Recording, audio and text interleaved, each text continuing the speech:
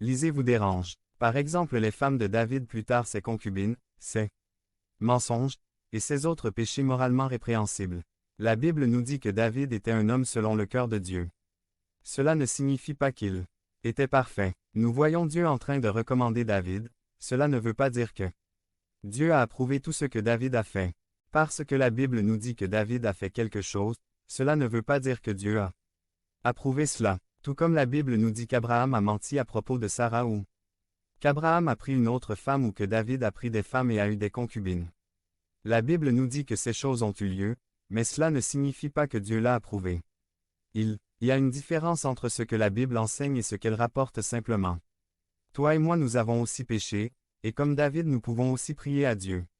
Le pécheur, David, 51. 3 Ô Dieu, aie pitié de moi dans ta bonté. Selon ta grande miséricorde, efface mes transgressions. Elle est grande quand nous regardons partout cette bonté se trouve. Il aime la justice et la droiture. La bonté de l'Éternel remplit la terre. PS 33.5. Tous les sentiers de l'Éternel sont miséricorde et fidélité, pour ceux qui gardent son alliance et ses commandements. PS 25.10. Pour voir comment les sentiers de l'Éternel sont miséricorde et fidélité, il suffit simplement de voir la vie de David dans un Psaume 19 à 31, ou un Samuel 19. Il est allé à Rama pour voir le prophète Samuel. Dieu l'a protégé et Saül était humilié. Pendant qu'il prophétisait, il a enlevé ses robes royales. Ou dans un Samuel 20, Dieu encore utilise Jonathan pour protéger David.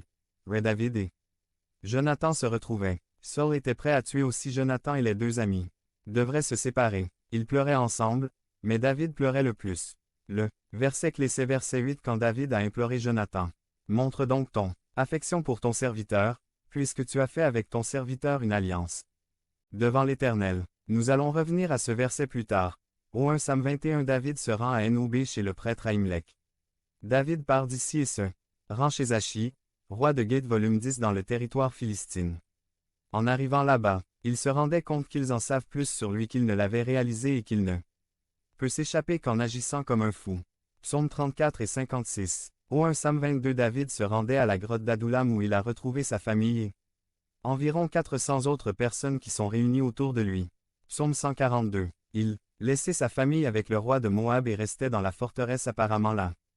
Grotte d'Adullam. Le prophète Gad lui a dit de partir et il se rendait dans la forêt d'Eret volume 5. Pendant ce temps, Saül a tué les sacrificateurs de Nob et un des fils du sacrificateur nommé Abiatar s'est échappé et il est venu vers David.